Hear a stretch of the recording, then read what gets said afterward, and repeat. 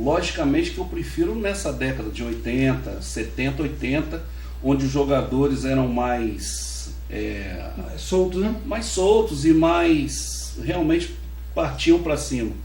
Mas só que se a gente for olhar também o lado do treinador, é uma situação complicada, né? Porque é uma situação que você tem que às vezes fazer uma tática de realmente não deixar o adversário te surpreender. Até porque a questão do elenco também, igual ele falou, na década de 70, na década de 80, pô, tínhamos craques e hoje em dia não tem. Hoje em dia não tem aquele jogador diferenciado. Então, se a gente for olhar o lado do treinador, também é uma situação complicada, a dos treinadores, por não ter um elenco forte. Bacana.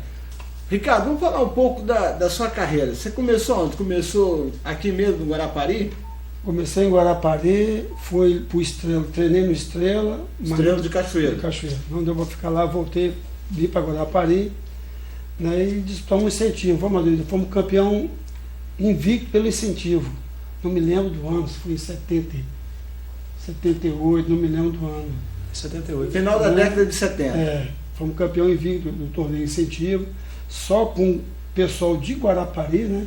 Realmente nós tínhamos 2 times, cara, bons, entendeu?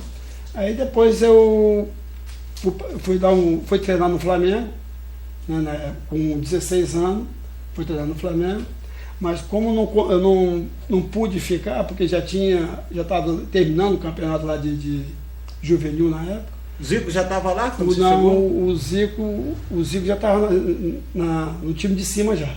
Tinha subido aquela galera, Cantarelli, Zico, Rondinelli, Júnior, Adílio, subiu aquela galera todinha.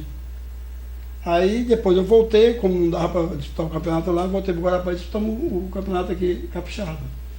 Só que nesse ano eu me dei mal porque eu machuquei o joelho e tive que ficar um ano parado. Mas você é natural de Guarapari? Natural de Guarapari. O joelho foi o quê? Ligamento? Menisco. Aí depois, no ano seguinte, fui treinar no Botafogo também, para ter ficado lá, na época era o Amarildo, que era o treinador, que foi bicampeão mundial pelo Brasil, em 62. Eu não quis ficar, por causa de, na época, namorava, não quis deixar a namorada. Esse é um grande lance. Esses dias nós estávamos até recebendo meninos aqui, né, que estão começando. A gente recebe aqui pessoal mais velho, né, vamos dizer, mais experiente, que já participou, mas vem meninos aqui também. Estávamos conversando com isso e recebemos um cara que leva essa rapaziada. Ele falou que isso é uma questão assim, que influencia muito, família, namorada. Você sofreu com isso, você voltou por causa de namorada? Sim, voltei para namorar. E aí deixou o Botafogo. Não tenho vergonha de dizer. Tanto é que hoje, né, eu casei, tenho 2 filhos maravilhosos com essa pessoa que, que não que ela não permitiu, né, mas que evitou que eu fosse lá no Flamengo. Que é a esposa que teve seus filhos e tal. Não é minha esposa hoje, né, é ex-esposa. Mas eu com ela tenho 2 filhos maravilhosos. Tá aí no Botafogo, não ficou, voltou novamente para o Guarapari. Voltei para o Guarapari. Mas também tem um seguinte também, né? Naquela época não se ganhava tanto. Hoje em dia, engraçado, né? Na década de 70 e 80, tínhamos excelentes jogadores, mas não eram tão valorizados. Hoje em dia não temos assim tantos jogadores bons e esses caras são altamente valorizados. Então talvez, se fosse nos dias de hoje, né, no caso você e Matheus, talvez pesaria esse fator, né, financeiro. Eu vou falar a verdade, tem uns caras perna de pau aí, bicho, que não joga nada, estão ganhando lá 20, 30 mil reais. E não joga nada, hoje é quadrado pros hoje caras. É muita mídia também, né? Às vezes o patrocinador está mais preocupado, às vezes, né, com a imagem do jogador em termos de cabelo, de carro, né, de quem está namorando, essas coisas. Antigamente não tinha nada disso. Era diferente. E aí você continuou, deu sequência aqui, foi ficando aqui pelo Guarapari mesmo? Chegou a jogar em alguns times daqui do estado? Não, aí em 86 eu recebi um convite do treinador o Wilson Coutinho, né? O Wilson Coutinho, que foi meu treinador aqui em Guarapari, me chamou para disputar o Campeonato Catarinense lá pelo Internacional de Lages. Aí disputei o Campeonato Catarinense lá, na primeira fase nós fomos vice, né? E na segunda fase não conseguimos classificar para o quadrangular final. Bom, então você chegou a jogar lá no Sul. no Sul.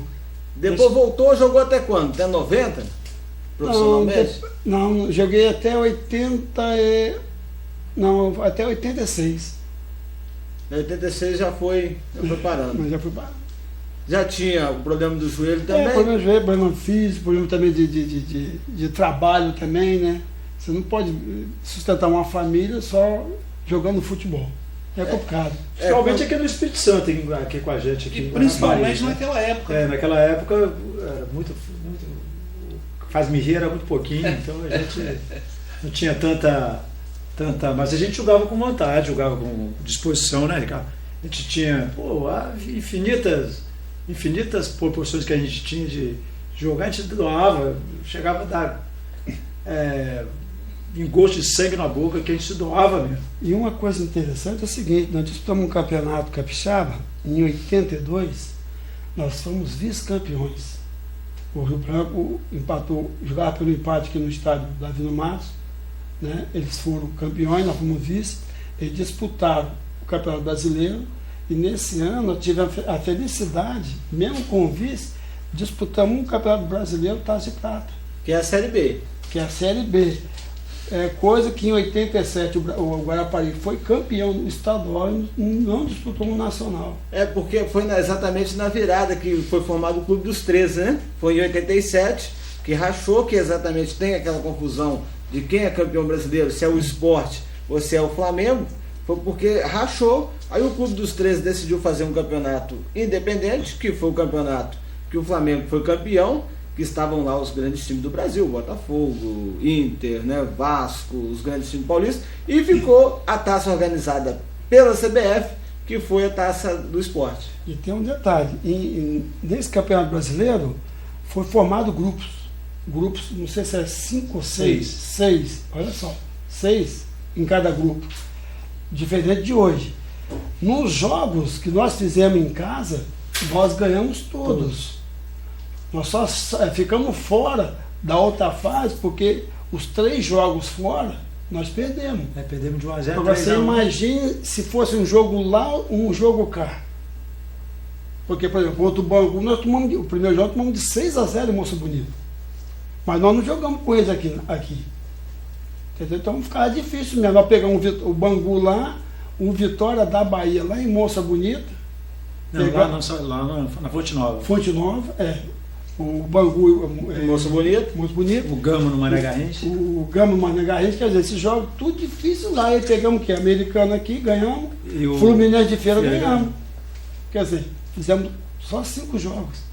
Imagina se fosse ida e vinda. E ficamos em terceiro lugar, né? Ficamos em terceiro lugar. Bom, a conversa está boa, mas nós vamos precisar fazer um rápido intervalo. No instante a gente volta para continuar rolando a bola aqui, conversando com Ricardo Maradona. Vamos falar mais da carreira dele, contar histórias aí do futebol do Guarapari Esporte Clube, junto com o Matheus e com o Jaime Júnior. No instante só a gente já volta.